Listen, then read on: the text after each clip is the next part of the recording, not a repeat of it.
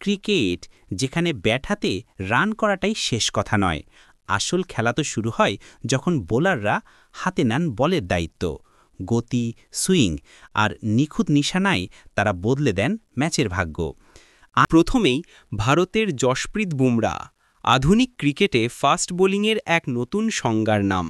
তার unorthodox action, ডেলিভারির অসাধারণ গতি এবং ডেথ ওভারে ইয়র্ক দিয়ে স্টাম্প উপড়ে ফেলার ক্ষমতা তাকে বিশ্বের ১ নম্বর বোলার বানিয়েছে। প্রতিপক্ষকে চাপে রাখার জন্য বুমরাহর প্রতিটি ওভারই একটি মাস্টার।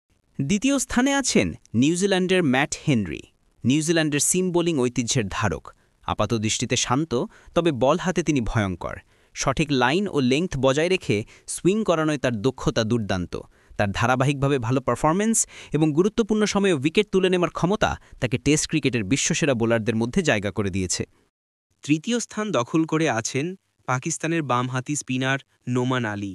তিনি দেখিয়েছেন টেস্ট ক্রিকেটে স্পিন এখনও রাজত্ব করে।